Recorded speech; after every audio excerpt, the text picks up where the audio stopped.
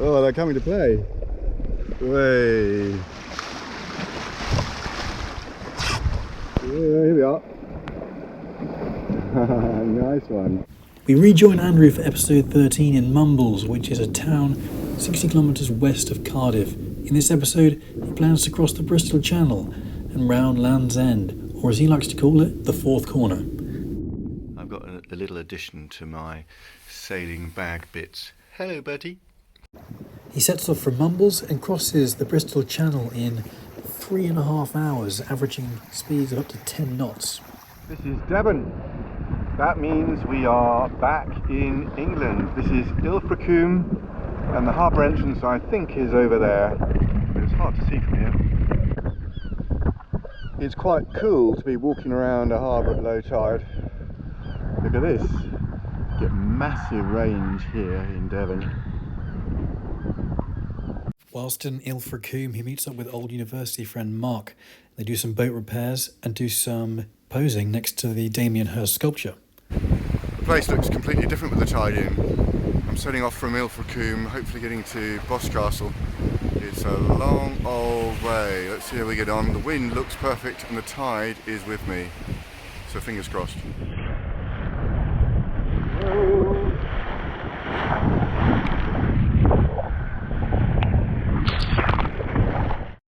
The voyage from Ilfracombe to Boscastle takes him 7 hours to cover the 47 miles.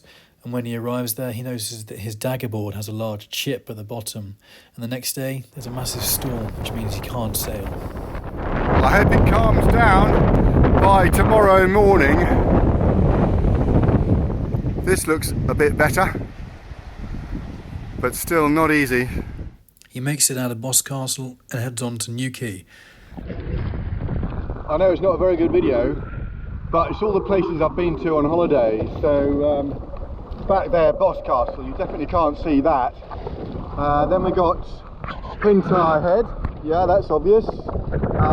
Polesop, I think. Oh, and Hale Bay, just below there, Hale Bay, the surf beach. And round the corner will be Padstow, which you can't see, but over there is Trevose Head. Yeah, it's a rubbish video, but lots of happy memories of holidays. There is Trevose Head, looking lovely in the sunshine. When he arrives in Newquay, he realises that his tiller snapped in half.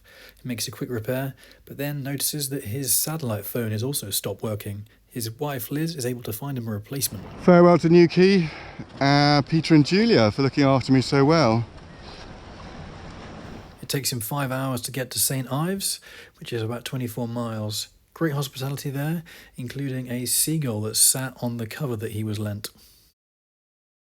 Anxious, I'm feeling a bit anxious because there's been so much talk about Land's End, and the Coast Guard said there's a bunch of fog about.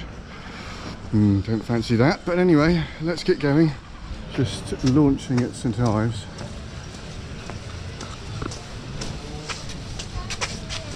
Freddie, come here. Freddie the seal, come here.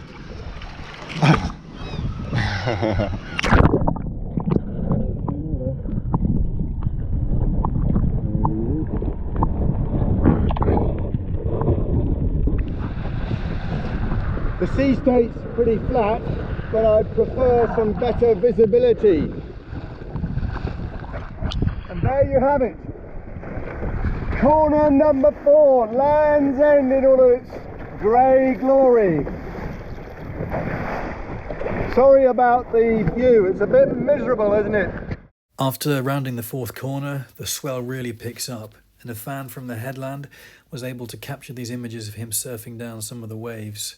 It takes him 7 hours to cover the 20 miles to get to Penzance.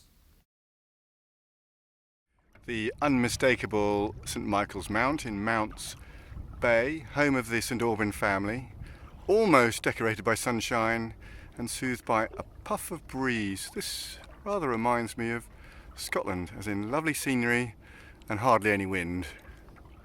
He makes very slow progress to Port Haven and covers 9 miles in 5 hours. This all looks kind of eerie. I'm off round the Lizard today. Hopefully there'll be some wind because there was nothing yesterday and there was fog. Oh, I didn't like the fog. It was alright if there was no wind, but anyway, one of the last major hurdles. Nerve-wracking, exciting. I really can't see a thing. Oh wait, there's something over there. What's that? Oh, that's the land. Shit. So kind of, that's the Lizard. Not much to see. Lots of rocks sticking out. And not much tide and not much swell either. Mysterious. Do you hear the foghorn? All of a sudden, out of the mist, there's this bloody great boat. I rang up on the radio and found out he's actually stationary, which is good news. I hope you enjoyed episode 13. He is now on the home straight and just has 200 miles remaining to complete the circumnavigation of the UK.